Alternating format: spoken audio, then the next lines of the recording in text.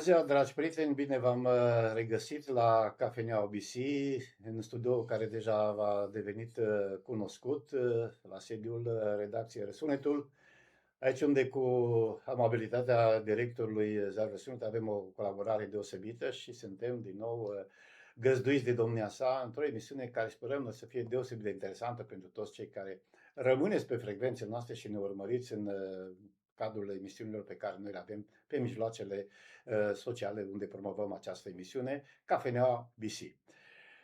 Dragi prieteni, avem doi invitați deosebiți astăzi aici la noi și ne bucurăm că au răspuns cu deosebită amabilitate. Vă vorbeam într-una din emisiunile trecute împreună cu Menuț despre rolul cărții și despre bucuria ca literatura bistrițeană să fie văzută și în America. Atunci vă vorbeam și despre revista Lumină Lină și iată că astăzi avem bucuria ca Lumină Lină, Conexiuni și Răsunetul să fie împreună, să ne întâlnim într-un moment în care prețuim partea scrisă așa cum este frumos și cum stă bine tuturor celor care se respectă și își respectă istoria, tradiția și lumea intelectuală. Îi spun bun venit profesorul universitar doctor părintelui Teodor Damian, bun venit din New York sau din Germania, fiindcă domnia sa circulă mult și prin amabilitatea dânsului, iată că și-a făcut vreme să poposească și în studio. Așadar, încă o dată, bine ai venit, dragă prieteni! Da, mulțumesc, sunt deosebit de încântat de vizita în contextul ăsta așa de important pentru valorile noastre tradiționale. Trebuie să spun, dragă Menuț, că așa ceva n-am mai văzut de unde am umblat.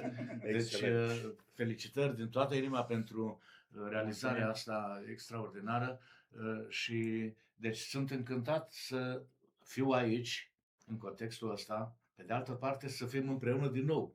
Pentru că am fost împreună vreo, nu știu, 25 de ani sau 20, de când am venit prima dată cu revista Lumină Lină la voi la Bistrița, în contextul evenimentului numit Zilele Lumină Lină, nu? Da. Și după aceea la New York, când ați venit la New York și ne-am întâlnit în cadrul Cenaclului Literar Mihai Eminescu de la New York, lansând cărțile, lucrările voastre. A fost o mare bucurie și atunci pentru mine că am început acel schimb cultural care, iată, a durat până și durează până în ziua de azi și va dura în continuare, pentru că New York încă vă așteaptă și încă este deschis pentru voi, pentru Bistrița. Și sigur că, dincolo de spațiu, dincolo de evenimentele literare pe care le schimbăm, ca să zicem așa, voi la New York, eu la Bistrița, importantă mi se pare comuniunea. Comuniunea, absolut. Faptul că ne întâlnim, nu? Da, și cum am mai spus în alt loc, întâlnirea este o taină. Că te întâlnești cu cineva și nu știi ce iese de acolo. Da, deci, foarte mulți se întrebau, Doru, cum poate Bistrița să aibă așa o legătură de frumoasă cu New York? Adică Bistrița care poate că nu e nici cât un cartier al New Yorkului, dar iată că se poate în primul rând, aș spune eu, prin sufletul care se degajă din partea părintelui profesor Teodor Damian, un adevărat ambasador al culturii române. O să avem ocazia să vorbim mai multe în emisiune. Aș vrea doar să mai vă duc mai departe, fiindcă mai avem o surpriză, dragi prieteni, astăzi, alături de domnia sa. Este un tânăr reprezentant al culturii americane, eu aș spune și române, fiindcă m-am bucurat să-l întâlnesc din nou. L-am văzut când era cu mult mai mic decât mine, decât Menuț. Îl văzusem acolo acasă la New York și iată-l astăzi alături de noi pe Andrei Damian, care nu vine cu mâna goală, vine cu o expoziție deosebită despre care o să vorbim evident, dar deocamdată vreau doar să salut și să spun bun venit în studio, Andrei. Vă mulțumesc. Eu mă simt foarte onorat ca să fiu aici cu voi și ca să pot să vă prezint lucrările mele aici de fotografie. Așteptăm cu interes și o să vorbim în premieră într-o emisiune, Andrei. Absolut, în emisiune, așa este. Nu știu dacă se spun bun venit, că Menuț este la el acasă, Menuț Oximinean, directorul cotidianului Răsunetul, prieten apropiat, colaborator. Iată, facem această emisiune la Cafeneaua BC în speranța că veți urmări lucruri interesante, deosebite din literatura scrisă, din domeniul artelor plastice. Încă o dată, Mânuț, mulțumesc pentru colaborare și bun venit în emisiune! Mi-aduc aminte, Mânuț, când eram împreună la New York și vizitam lucruri și locuri și chiar în timpul ședințelor de cenaclu, tu mereu spuneai, trebuie să trimit la ziar. Da, mi-aduc aminte, ți-aduce aminte, era cu mintea, cu sufletul în două locuri, era la New York, dar el lucra pentru Răsunetul și trimitea imagini și texte. Și o bucurie să ne întâlnim acolo și cu colegii jurnaliști de la Ziarul Românesc. Da. Și o bucurie să vedem și New York Times-ul, poate mai povestim, cum ajungea la voi, la părintele acolo dimineața când beam noi cafeaua pe terasă. Mi-aș dori și eu, dacă America totuși crede în presa tipărită, în cărți, mi-aș dori să revenim și noi să luăm exemplu acesta. Exact, da, sunt lucruri frumoase și noi ne amintim cu toții de plăcere de acea familie de duminică pe care părintele profesor, așa a denumit-o, românii se întâlneau, poate că se întâlnesc și astăzi, să ne mai spuneți, se întâlneau la Biserica Românească, acolo unde s-a realizat o adevărată familie și noi ne bucurăm împreună cu Mânuț că am fost acceptați și noi în acea familie de duminică cu care menținem legături. Evident, tot prin intermediul prietenului nostru, Doru Damian, cu care astăzi suntem aici la o discuție despre literatură, despre artă, despre această prietenie care ne leagă, această punte deosebit de frumoasă pe care am realizat-o între Bistrița și New York. Doru, haideți să intrăm puțin în sfera problemelor. Sunt o mulțime de cărți expuse aici, am vrea să vorbim despre ele, despre Lumină Lină, în primul rând, care ne bucurăm să o primim și noi și să vă spunem, dragi prieteni, că Lumină Lină, acolo la New York, are grijă și de noi, de scriitorii bistrițeni. Dacă acasă nu au alții grijă, iată, are grijă la New York. Au grijă în America. Au grijă în America. Este mare lucru să fie publicat într-o revistă care apare la New York și în acest număr suntem prezenți. Ne spui câteva cuvinte, Doru, despre Lumină Lină mai întâi și despre această activitate pe care o desfășor intens. Sunt ani de zile care au pus bazele la Lumină Lină. Astăzi, apropo, fac comparație. Nu știu despre ce să vorbiți așa de multe, încât nu știu de să luăm și de să mergem mai departe. Azi am primit un mesaj de la Sibiu, unde prietenul nostru, redactorul șef de la revista Rapsodia, m-a rugat să-ți transmit salutări și bucuria că ești în țară. Mulțumesc, asemenea. Iată, dragă Gligor, că n-am uitat. Da. Și rog pe părintele profesor Damian să ne spună câteva lucruri mai întâi despre Lumină Lină și apoi sigur că vom interveni și cu celelalte lucruri. Da, sigur. E o revistă trimestrială, în primul rând, nu? Și bucuria mea este că am ajuns în anul 33 de apariție, nu? A revistei, cu hopuri, cu greutăți, cu bucurii și decepții, dar în general cu bucurii, pentru că revista a apărut în mod neîntrerupt. Deci, deși e finanțată de familia mea, totuși și nu este ieftin să scoți o revistă de felul ăsta, care e o carte, nu? Dar a apărut neîntrerupt 33 de ani, deci încă mă consult cu soția mea, care este secretar de redacție și care face revista propriu-zis. Care ne urmărește din spatele camerei, dacă spunem corect sau nu. Da, și mulțumim. Deci, soția mea, Claudia, da? Deci încă mai ne gândim cât o mai putem duce, pentru că acum și cum vorbeam cu Mânuț și cu tine mai devreme, lucrurile în print, presa printată nu se mai citește. Și atunci se trece la formula online, cum cam toți fac așa. Înainte primeam reviste la New York, pe care acum le citesc pe telefonul mobil, dar le primeam fizic la New York, cum și noi trimitem revista Lumină Lină fizic la vreo 200 de adrese. Deci marile biblioteci din România, episcopii, mitropolii, seminarii teologice, facultăți de teologie, reviste mai importante, plus o serie de scriitori și prieteni. Dar cât se va mai putea prelungi procesul ăsta nu știm. Și eu am noroc că soția mea, Claudia, a lucrat în editură în München înainte de a scoate noi revista Lumină Lină și are pasiunea aceasta pe care o aveți și voi pentru presa scrisă, nu? Și întâmplător și eu care am lucrat la Sibiu în redacția Telegrafului Român, nu cea mai veche publicație cu apariție neîntreruptă până azi din România, și cumva Dumnezeu a echilibrat, a pus împreună ca să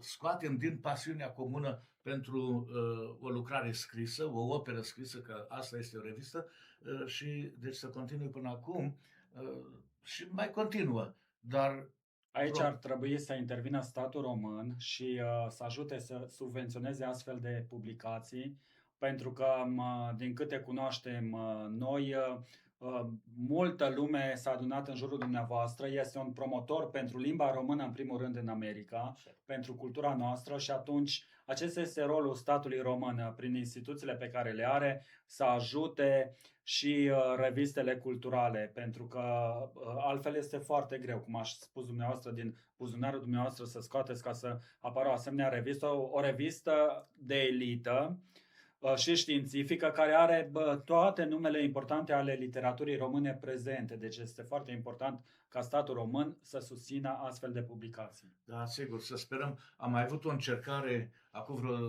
15 ani, probabil, cu Departamentul Românilor de Pretutindeni, care ofereau finanțări pentru multe proiecte ale românilor din diasporă și am făcut o cerere, dar procesul a fost așa de complicat și așa de multe lucruri care se repetau în formularele, într-un teanc de formulare pe care trebuia să le completezi și lucruri, deci, cum spun, se repetau, altele nu le înțelegeai, altele și trimiteai și după aia spunea nu, că acolo n-ați făcut nu știu ce. Și până la urmă am primit o singură dată o finanțare numai pentru tipar, pentru un număr, sau poate două, nu știu, numai pentru tipar.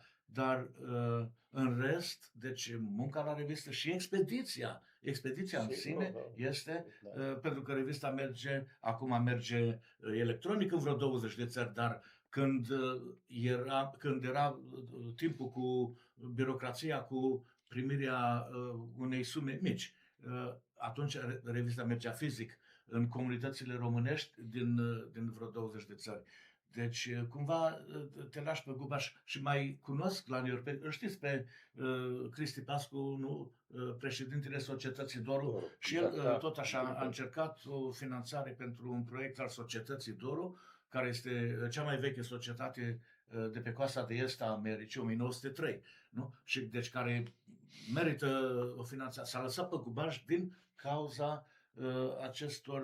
Aici ar trebui consultare, au atâția specialiști în instituțiile acestea, dar ce să mai vorbim, că eu cu domnul Cosma am fost și când am fost la Malaysia, la festivalul de poezie, s-a cântat imnul României, noi impresionați, tricolorul acolo, și am vrut să vizităm Institutul Cultural Român, doar să zicem că suntem și noi pe acolo. Păi nu era nimeni. Da.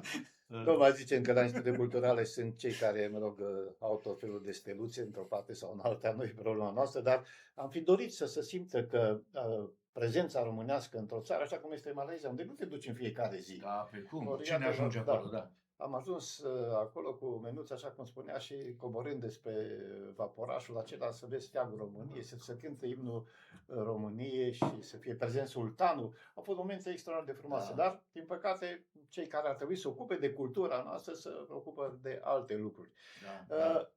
Doar aș vrea să te rugăm, sigur că sunt greutățile, firești, și ne bucură că ne spui toate activitățile acestea pentru apariția revistei Lumină Lină, dorim succes ca să apară în continuare. Noi bucurăm de fiecare dată când apare câte un număr.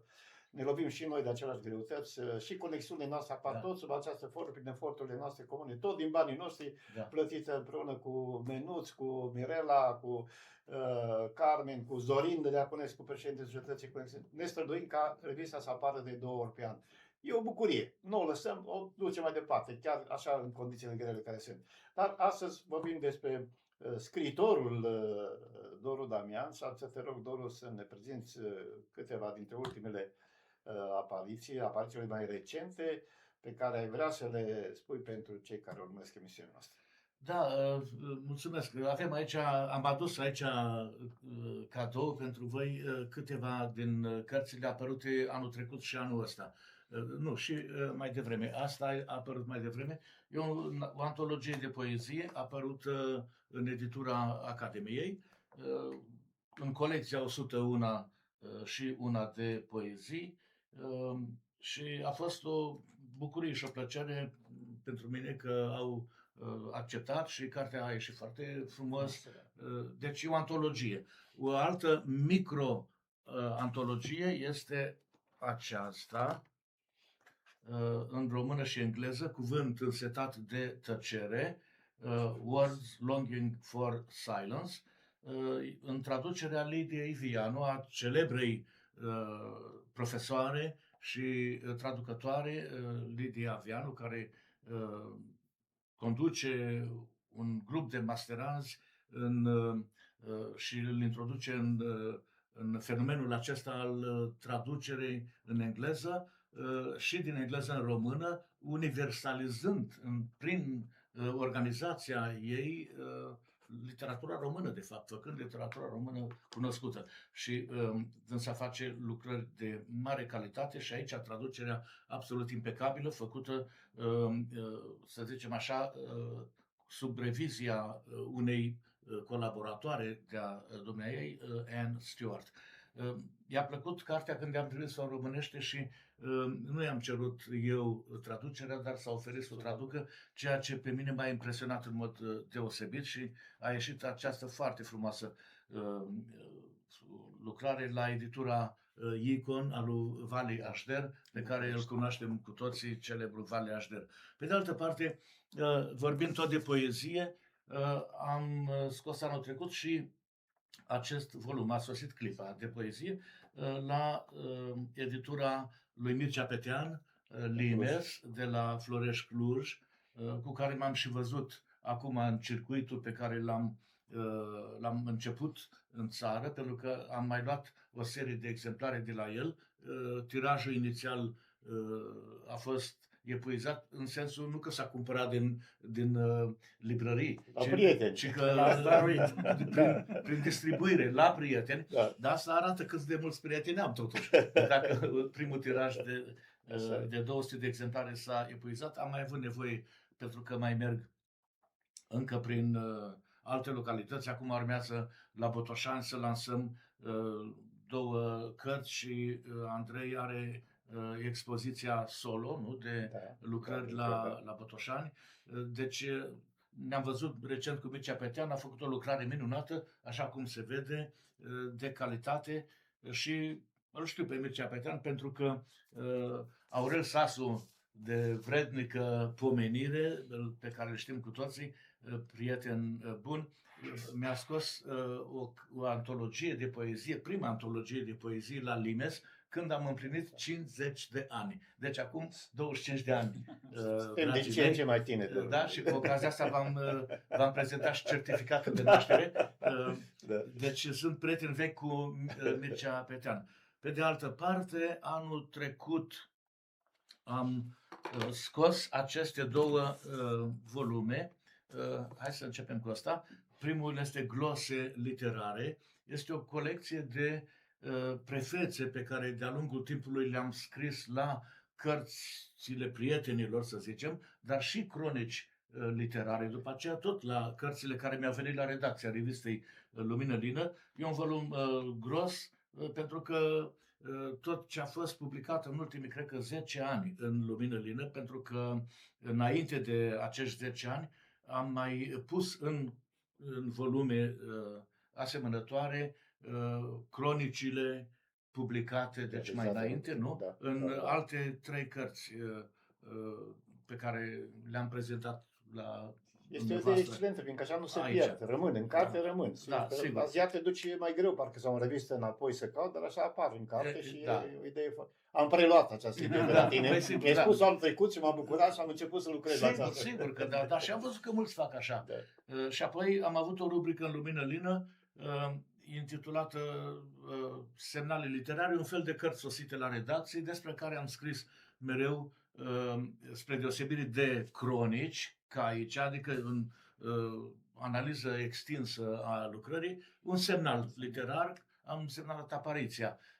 Ideea vine de la mitropolitul Antoni Plămădeală, cu care am lucrat la Sibiu câțiva ani înainte de a veni în America și care în Telegraful Român avea pe ultima pagină, avea pe verticală, pe jumătate de pagină, rubrica permanentă intitulată Semnalăm. Și atunci, ca să nu copiez termenul mitropolitului, am zis semnale literare, nu? Pe care, deci, pe care semnale le-am publicat de-a lungul timpului în lumină lină și acum sunt aici. Deci, așa se poate vedea un pic anvergura revistei, în afară de ce spuneai tu, Menuț, că revista reflectă numele multor și a multor scriitori foarte importanți din cultura română. În aceste volume se poate vedea de asemenea și încă mai mult decât în lumină lină, se poate vedea pe unde circulă revista, recepția revistei, anvergura, nu, pe care o are. Și în sfârșit, anul acesta, acum de vreo 3 săptămâni, am publicat tot la editura Limes a lui Mircea Petean, am publicat volumul acesta intitulat Jurnal de seminarist, pe care l-am vrut ca o surpriză pentru colegii mei de seminar, pentru că acum 2 săptămâni am avut întâlnire de promoție, 55 de ani de la absolvirea seminarului teologic de la Mănăstirea Neamț și 60 de ani de la admiterea la seminar. Și eu în timpul ăla, când aveam 16, 17, 18 ani, nu știu cum și de ce, țineam un jurnal cu data, uneori și ziua, 25/4/1969. Și de atunci îl tot țineți, că și când am atunci fost noi în America, da, notați tot. Exact, am notat totul și mai am încă, deci multe caiete, dar asta este primul, nu e primul. Mai am 2 jurnale, unul despre intitulat Emigrant la New York sau așa ceva și al doilea un alt jurnal newyorkez. Mai am încă în lucru deja la Claudia un jurnal pe 1 an petrecut în Germania și acela va fi jurnalul de Germering. Dar în tot cazul, aici am scos acest jurnal pentru anii 69-71, adică până 71 când am absolvit seminarul teologic. Și sigur că fiind la vârsta aia de 17-18 ani, e interesant de văzut ce-mi trecea prin cap la vârsta aia. Adică castele în Spania, proteste față de regimul de seminar de la Mănăstirea Neamț, critici ale profesorilor, naivități, și am scris în prefață că am păstrat 99% și stilul, și vocabularul, și conținutul, deci, nu, jurnalului. Cine îl citește o să râdă, bineînțeles, dar vorba unui profesor de-a meu, marele profesor de teologie fundamentală la București, la facultate, care era și eminescolog și critic literar, poet, a scos un volum, Dacă poți râde, să râzi. Și deci cine va citi o să râdă, dacă poate să râdă, să râdă, iar mie o să-mi pară bine că cineva se va bucura și o să zică, băi, uite cum era ăsta la 17 ani și ce-i trecea prin cap. Cred că a fost o întâlnire plăcută și cu părintele Protopop, cu Marcel, fostul tău coleg de la Neamț. De la Neamț, da. Cu care și noi menținem o legătură deosebită. Îl salutăm cu această ocazie. Mă gândeam că poate ajunge și el la Bisea, poate că în perioada imediat următoare, pe lângă calitățile normale ale slujbei sale deosebite, este și un poet deosebit, un scriitor și menținem legătura pe care tot ne-ai favorizat-o, așa ne-am cunoscut și am rămas prieteni de-a lungul timpului și chiar ne bucurăm. Spuneam la Menuț și chiar și ție ieri într-o discuție că De multe ori după ce citește câte ceva, când ne scriem pe WhatsApp, ne transmite salutări și binecuvântare din altar. Da, Te da, bucură, da, așa da. îți crește sufletul parcă atunci când auzi așa cuvinte frumoase pe care domnia sa le are și ne bucurăm să fim prieteni, să continuăm relația noastră. Și trebuie să precizez că Marcel Mirun este Marcel unul Mirun. dintre cei mai buni poeți ai Așa literaturii este. române de azi. Sigur că este membru al Uniunii Scriitorilor și tot, a debutat târziu în literatură, dar a debutat sărind de la nivelul de debut la nivelul de vârf al Exact, culturii exact, da. române în sensul de poezie. A apărut și la noi și în Răsunetul și în Conexiuni și sigur că o facem și în continuare. Domnul Stas propune să trecem puțin și la cel mai tânăr dintre noi. Să mergem puțin spre prietenul nostru Andrei, un deosebit tânăr, pasionat de arta fotografică și de, am înțeles, și de realizarea unor scurtmetraje. În premiile pe care le-au obținut până acum, atât în acasă, în state, dar și în Italia, la Roma, din câte știu, așa este. Dar acum a fost prezent la AIUD, la o întâlnire frumoasă, cu o expoziție personală, 30 de lucrări de excepție. Noi împreună am discutat așa foarte puțin și am avut prima legătură, prima vizionare a unor lucrări pe care le-a adus Andrei cu noi. Andrei, spune-ne puțin despre modul în care tu lucrezi această expoziție pe care tu ți-ai numit-o Praguri, am înțeles, da? Așa, Praguri. Praguri. Ce ți-ai propus cu aceste 30 de lucrări pe care le-ai adus pentru prima dată în România, așa? Pentru prima dată în România, la AIUD. Mâine am înțeles că va fi expoziția la Botoșani și din ce discutam noi tot ieri așa la o poveste, anul viitor o pregătim și pentru Bistrița, să știți. Da. Da, deci te ascultăm puțin, Andrei, despre modul tău de lucru și cum ți-ai gândit aceste lucrări pe care le-ai oferit publicului din România. Da. Mulțumesc. Da, deci eu lucrez în cel mai multe cazuri cu artă fotografică, cum ați zis. Mie îmi place foarte mult să lucrez cu lumina și să prind lumina în fotografie. Și eu fac asta prin expunere lungă a camerei și cu diferite scule care fac lumina, adică lanterne, câteodată și telefonul care are și lanternă și diferite chestii. Eu am mai făcut și scule adică din chestii care le-am construit eu. Deci am ceva care este o placă de plastic prin care eu pun o lumină și după aia face așa o formă mai interesantă decât numai lumina telefonului. Adică, ca să înțeleagă toți telespectatorii noștri, la obiectivul pe care tu ți-l fixezi, poate fi o casă, poate fi un obiect, poate fi o persoană, tu îți realizezi lumina ta pe care o crezi tu că trebuie orientată la obiectivul respectiv, nu? Da, exact. Deci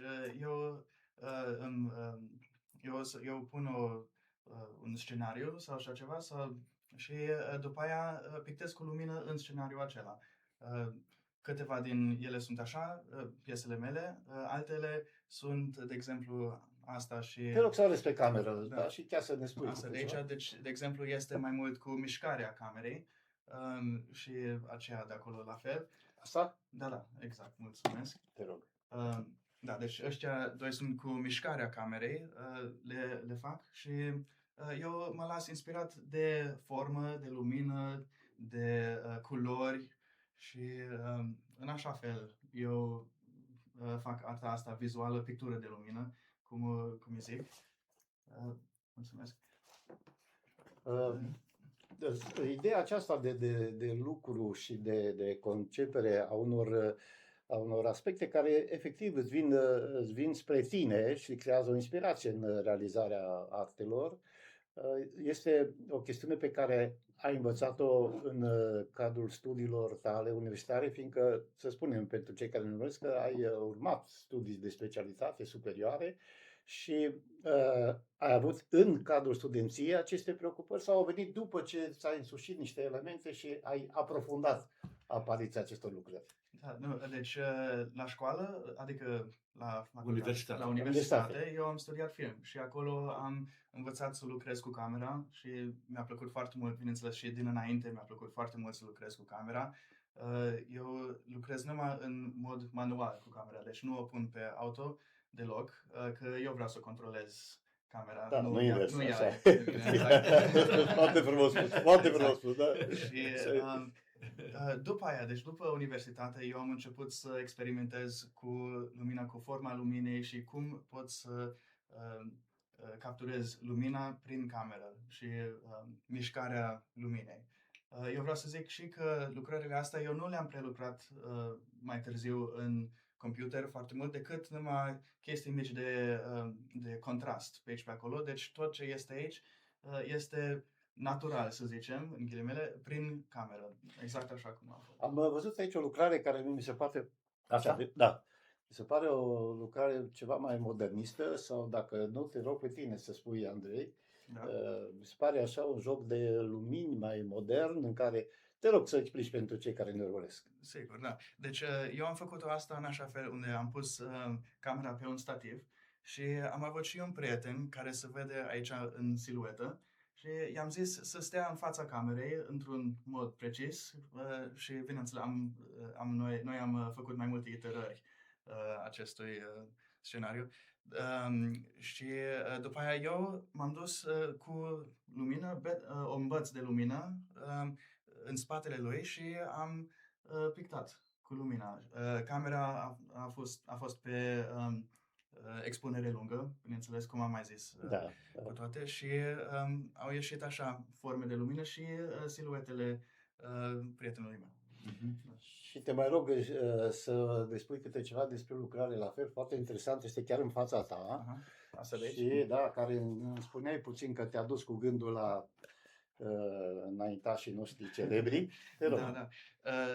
Asta este o lucrare unde asta e mâna mea ca siluetă în față de tot un băț de lumină transparent prin care pun lumină și deci eu când mă gândesc la lucrarea asta, eu mă gândesc și la frescele lui Michelangelo cu mâna, cu mâinile Da. și creația a omului. La asta mă gândesc. Da, da. Frumos. Foarte frumoasă și ideea și plecarea în lucru. Andrei, ce înseamnă pentru tine și partea de film documentar? Fiindcă am înțeles că ai făcut câteva scurtmetraje, da? Ai lucrat Am făcut filme de scurtmetraj experimentale care tot aparțin de pictură de lumină, unde sunt în film pictură de lumină, care eu am fost foarte inspirat de formă și de mișcarea luminii prin diferite locuri. Da, astea tot au fost expuse în Aiud acum 2 ani la o exhibiție de grup. Andrei, nu mă rămâne decât și mie și lui Mânuță să dorim mult succes în ceea ce faci în continuare și să te așteptăm cu mare drag să vii și la Bistrița cu lucrările și cu exponatele pe care poate o să le mai realizezi și până anul viitor, atunci când ne gândim împreună cu tatăl tău să realizăm o întâlnire frumoasă cu caracter internațional aici la Cafeneaua ABC, împreună cu redacția Răsunetul și cu prietenii noștri de la Conexiuni, o întâlnire și cu poezia și cu literatura, dar sigur și cu arta plastică. Vreau să precizez pentru prietenii care vor vedea emisiunea asta că Andrei e născut în America, deci dacă are un pic de accent... Eu am vrut să subliniez cât de bine vorbește românește, fiind născut în America și pentru faptul că în casă s-a vorbit românește este foarte important, că avem mulți prieteni plecați și copiii nu mai știu limba română și în Spania și în alte zone. Deci felicitări, Andrei! Felicitări! El vorbește fluent în română, așa cum s-a auzit aici, și germana foarte fluent și sigur că engleza că e născut acolo. Dar am vrut numai să precizez sigur, pentru... Și ce mult a evoluat. Noi când am fost în stat 3 săptămâni în America, erai un copil atunci, uite, ai terminat universitatea, ai preocupări în film, în arta vizuală, te felicităm și cred că nu se putea altfel într-o casă în care cultura este așezată la loc de cinste decât să mergi pe acest drum. Și cumințenia familiei dumneavoastră, părinte, trebuie subliniată și prietenii frumoși pe care îi aveți acolo și faptul că la dumneavoastră în casă era un adevărat cenaclu, cu domnul Cosma ne-am Așa e. bucurat să vedem toate acele cărți, întâlnirile și faptul că aveați și aveți grijă de românii de acolo, să nu se simtă singuri prin acea minunată familie de duminică, prin cenaclu, prin faptul că unde ați văzut așa o scânteie, o însâmbure de talent, i-ați încurajat și ați ajutat pe toți. Era normal să-l ajute și pe Andrei, firește, și cred că n-am greșit deloc când am spus la început, Menuț, un american cu expoziție în România, nu? Da, Adică, corect. dacă vorbim despre chiar Andrei, el ești chiar american. e născut acolo, este stabilit acolo. Rude în România. Dar îi Cu place rădăcini România, aici. e mare lucru să auzi de la tineri de vârsta lui Andrei că îi place România și iată, Da. prima dată la Bistrița, noi ne-am bucurat ieri împreună cu mama ta, ai făcut așa un mic tur prin centrul orașului nostru. Ne-am bucurat să văd că ești încântat să vezi biserica noastră din centrul orașului, cealaltă biserică unde slujește și Părintele Feier, fiindcă ne-am întâlnit și cu domnia lui ieri și a fost o discuție frumoasă între noi toți.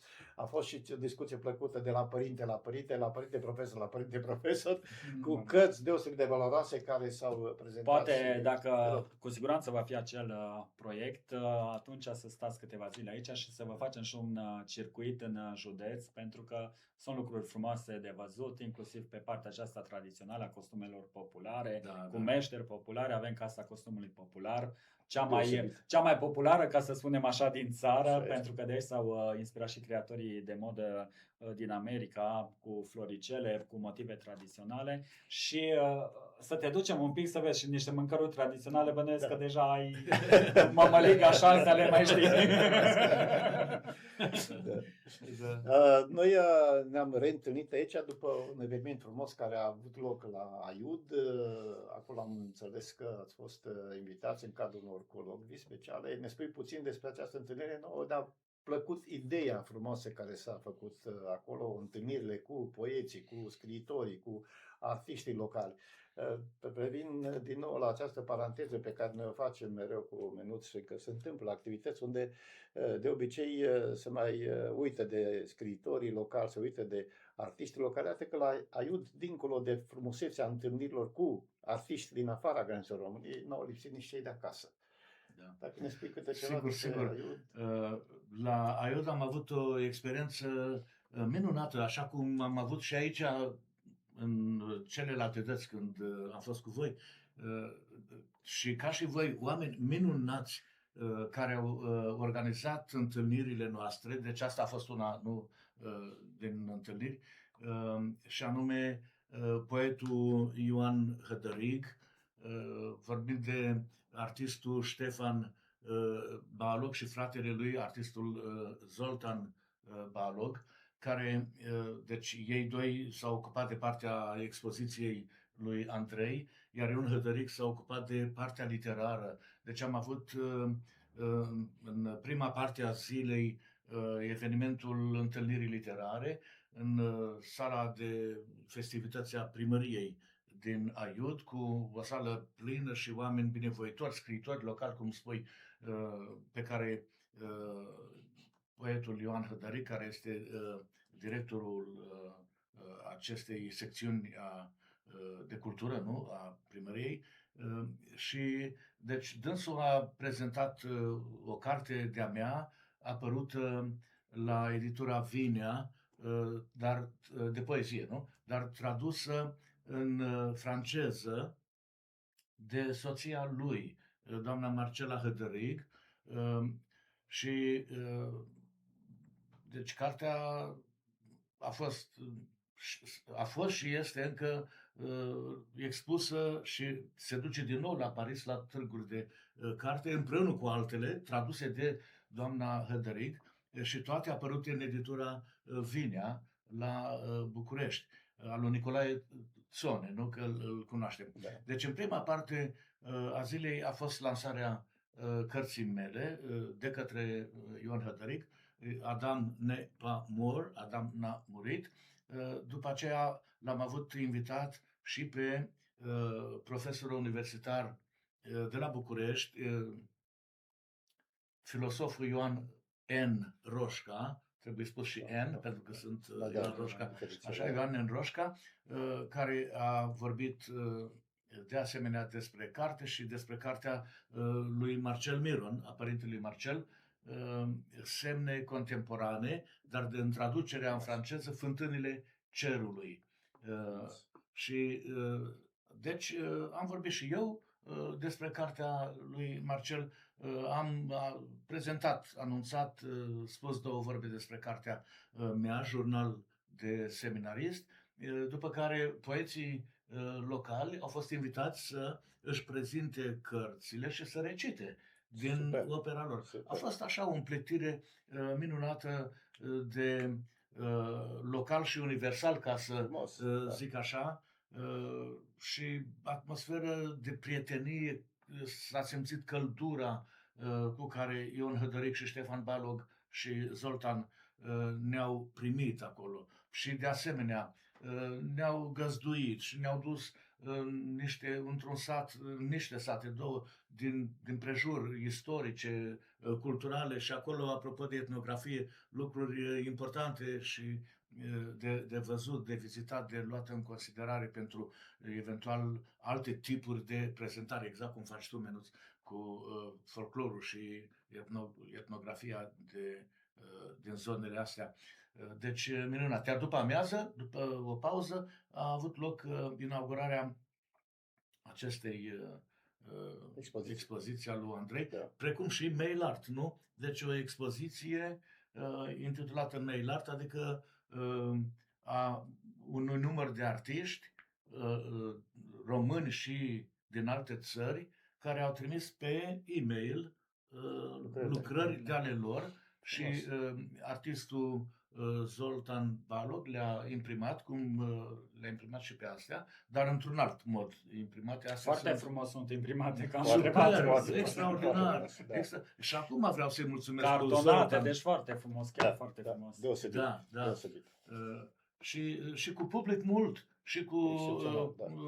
multe cuvântări și s-a văzut recepția și surpriza și bucuria celor prezenți pentru ce a organizat acolo Ștefan și cu Zoltan Balog. Deci, minunat. Excelent. Am stat într-un sat, cum îi zicea la satul ăla? Ciumbrud.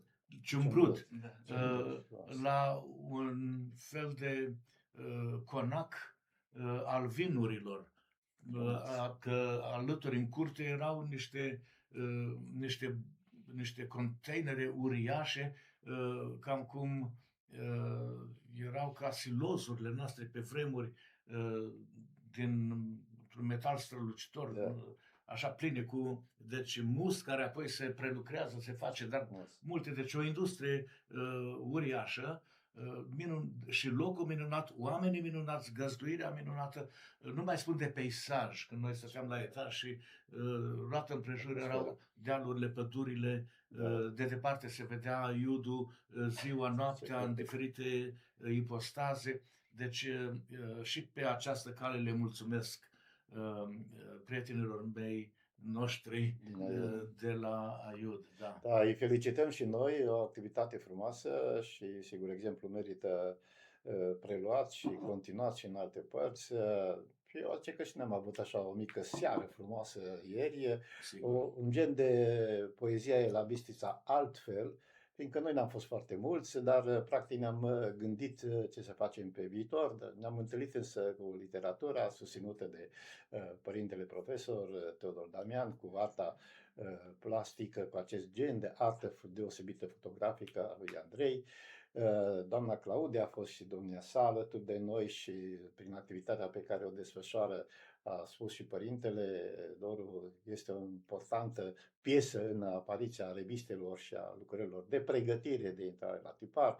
Împreună cu Menuț ne-am bucurat să vorbim și despre lucrările noastre și Zorin Diaconescu, președintele societății noastre Conexiuni, care la fel a avut o gazdă minunată și un coleg deosebit de-al nostru. Nu în ultimul rând, părintele profesor Nicolae Fer, care a susținut o mică conferință despre cărțile domniei sale. Eu zic că a fost o întâlnire frumoasă, o întâlnire de lucru, așa cum spuneam, poate nu neapărat numai despre poezie, ci literatura în general, sub altă formă de pregătire într-o etapă viitoare.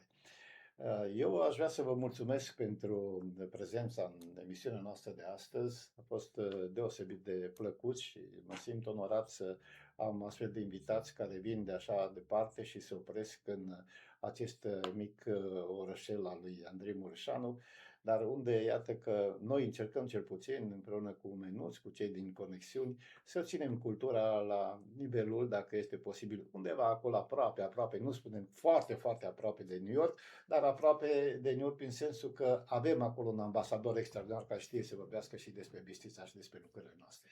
Un ultim cuvânt v-aș ruga, dacă vreți, pentru telespectatorii noștri. Ultimul cuvânt este să facem un eveniment asemănător în Cenaclul Literar Mihai Eminescu de la New York. Vă aștept cu mult drag și să-l gândim împreună, să-l construim și apoi să-l realizăm. Despre care apoi să scriem și să dăm lumii de știri. Recreăm podul peste ocean, nu? Exact. El există deja, dar știți cum e, o cărare pe care nu o parcurgi des, devine năpădită de buruieni. Trebuie călcată, Deci trebuie călcată, da? Așa că am venit noi aici. Acum vă așteptăm la noi la Cenaclul Literar de la New York. Andrei, dacă vrei să spui ceva la final de emisie. Da, vreau să zic că vă mulțumesc foarte mult că ne-ați primit aici în Bistrița și pe emisiunea dumneavoastră și mă bucur foarte mult și pentru anul viitor când o să ne revedem. Te așteptăm cu drag. Menuț, calitate de gazdă. Vreau să vă mulțumesc că ați trecut pragul redacției Răsunetul. Să vă mulțumesc pentru faptul că ne-a rămas așa întipărită în inimă, în suflet, dar și în cărțile noastre vizita aceea. Pentru noi a fost foarte productivă, am scos și cărți după vizita din America și pentru prietenia aceasta care se leagă, așa cum a spus, de peste 20 de ani și de asemenea ambasadori ai culturii noastre avem nevoie acolo în America și în toate țările lumii, oameni care știu ce înseamnă cultura, știu ce înseamnă credința, știu ce înseamnă până la urmă românismul. Vă mulțumim tare mult și pentru mine astăzi este o sărbătoare deosebită că ați ajuns în sfârșit și la Răsunet. Și pentru noi la fel mulțumim din toată inima. Este o zi de sărbătoare pentru noi toți, dragi telespectatori și iubitori ai culturii. Promitem și noi de aici, din redacție, împreună cu Menuț și cu prietenii noștri la Conexiuni, să încercăm să batem acea cărare despre care spunea prietenul nostru Doru Damian și să ne revedem, fiindcă, într-adevăr, acea punte care a fost începută a creat pentru noi drumuri noi și ne-a lansat, practic, într-o nouă etapă de creație și de subiecte interesante pentru toți iubitorii de literatură. Vă mulțumesc că ați fost alături de noi, dragi prieteni. Sunt Dorel Cosma și vă urez tuturor o zi minunată.